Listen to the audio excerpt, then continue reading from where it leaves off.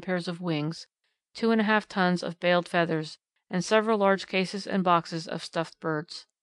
Had the Japanese escaped with their booty, they would have realized over $100,000 for their plunder. This island was again raided by feather collectors in the spring of 1915. President Taft a Bird Protectionist. President Taft continued the policy of creating bird reservations begun by Mr. Roosevelt, and a number were established during his administration. President Wilson likewise is a warm advocate of bird protection. One of the many reservations he has created is the Panama Canal Zone, which is in charge of the Panama Canal Commission.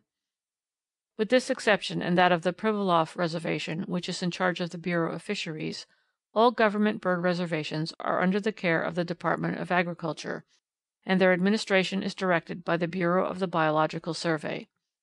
The National Association of Audubon Societies still contributes in a modest way to the financial support of some of the wardens.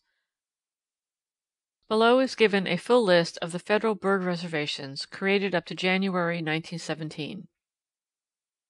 Pelican Island, Florida; Breton Island, Louisiana; Stump Lake, North Dakota; Huron Islands, Michigan; Siskiwit Islands, Michigan; Passage Key, Florida; Indian Key, Florida; Turn Islands, Louisiana; Shell Keys, Louisiana; Three Arch Rocks, Oregon; Flattery Rocks, Washington; Quileute Needles, Washington; Copolis Rock, Washington; East Timbaleer, Louisiana; Mosquito Inlet, Florida; Tortugas Keys, Florida; Key West, Florida; Klamath Lake, Oregon; Lake Melchior, Oregon; Chase Lake, North Dakota; Pine Island, Florida; Palma Sola, Florida; Malacca Pass, Florida; Island Bay, Florida; Loch Katrine, Wyoming; Hawaiian Islands, Hawaii; Salt River, Arizona; East Park, California; Deer Flat, Idaho; Willow Creek, Montana; Carlsbad, New Mexico; Rio Grande, New Mexico; Cold Springs, Oregon;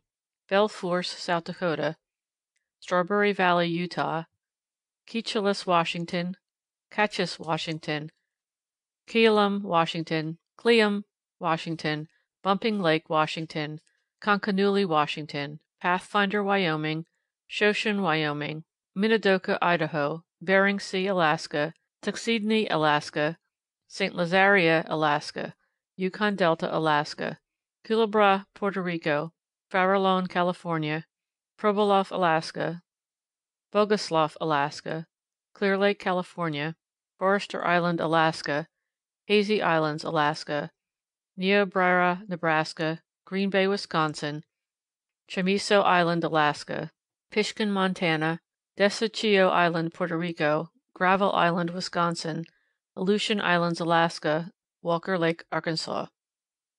Audubon Society Reservations. It may be noted from this list that there are no government bird reservations in the original 13 colonies. The reason is that there are no government wastelands containing bird colonies in these states. To protect the colony breeding birds found there other means were necessary. The Audubon Society employs annually about 60 agents to guard in summer the more important groups of water birds along the Atlantic coast and about some of the lakes of the interior. Water bird colonies are usually situated on islands where the birds are comparatively free from the attacks of natural enemies, hence the question of guarding them resolves itself mainly into the question of keeping people from disturbing the birds during the late spring and summer months. Painted signs will not do this. Men hired for the purpose constitute the only adequate means. Some of the protected islands have been bought or leased by the Audubon Society, but in many cases they are still under private ownership, and the privilege of placing a guard had to be obtained as a favor from the owner. Probably 500,000 breeding water birds now find protection in the Audubon reservations. On the islands off the Maine coast the principal birds safeguarded by this means are the herring gull, Arctic tern, Wilson's tern, Leach's petrel, black guillemot, and puffin. There are protected colonies of terns on Long Island, of terns and laughing gulls on the New Jersey coast, of black skimmers and of various terns in Virginia and North Carolina. One of the great struggles the Audubon Society has ever had has been to raise funds every year for the protection of the colonies of egrets and ibis in the South Atlantic states. The story of this fight is longer than can be told in one short chapter. The protected colonies are located mainly in the low swampy regions of North Carolina, South Carolina, Georgia, and Florida. I have been in many of these rookeries, and know that the warden who undertakes to guard one of them takes his life in his hand. Perhaps a description of one will answer more or less for the 20 other heron colonies the Society has under its care. The Corkscrew Rookery. Some time ago I visited the warden of this reservation, located in the edge of the Big Cypress Swamp, 32 miles south of Fort Myers, Florida. Arriving at the colony late in the evening, after having traveled 30 miles without seeing a human being or a human habitation, we killed a rattlesnake and proceeded to make camp. The shouting of a pair of sandhill cranes awakened us at daylight, and to quote Green, the warden, the sun was about 2 hands high when we started into the rookery. We crossed a glade 200 yards wide and then entered the swamp. Progress was slow, for the footing was uncertain, and the tall sawgrass cut our wrists and faces. There are many things unspeakably stimulating about a journey into such a tropical swamp. You work your way through thick, tangled growths of water plants and hanging vines. You clamber over huge fallen logs damp with rank vegetation, and wade through a maze of cypress knees. Unwittingly, you are sure to gather on your clothing a colony of ravenous ticks from some swaying branch. Redbugs bent on mischief scramble up on you by the score and bury themselves in your skin, while a cloud of mosquitoes waves behind you like a veil. In the somber shadows through which you move, you have a feeling that there are many unseen things that crawl and glide and fly, and a creepy feeling about the edges of your scalp becomes a familiar sensation.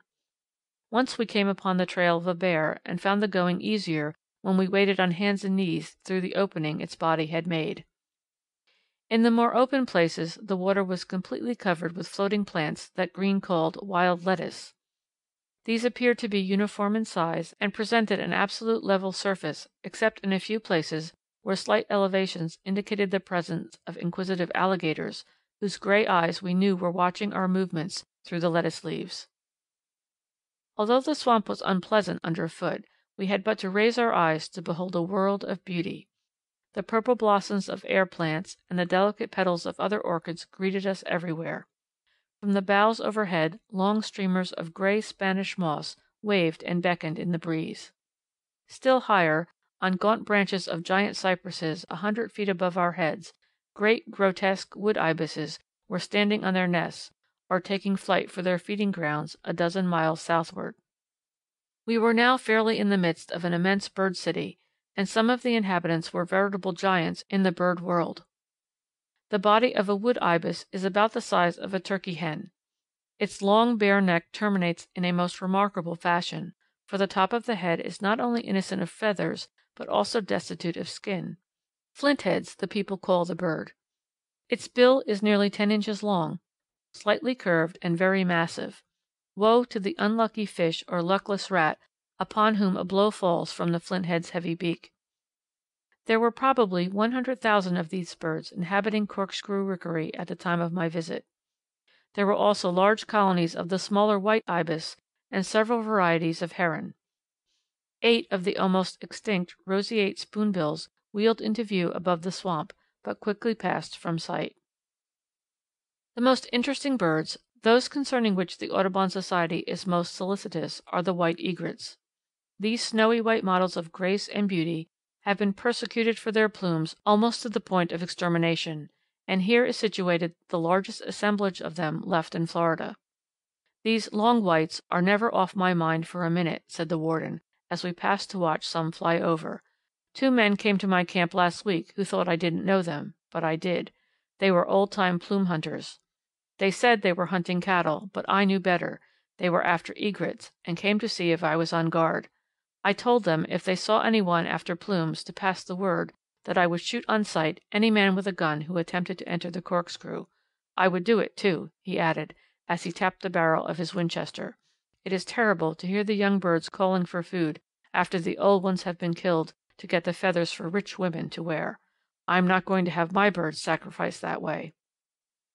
The teeming thousands of birds in this rookery feed their young to a more or less extent on fish, and from the nests many fragments fall into the mud and water below. In the wise economy of nature, few objects of real value are suffered to go to waste. Resting on the water plants, coiled on logs, or festooned in low bushes, numerous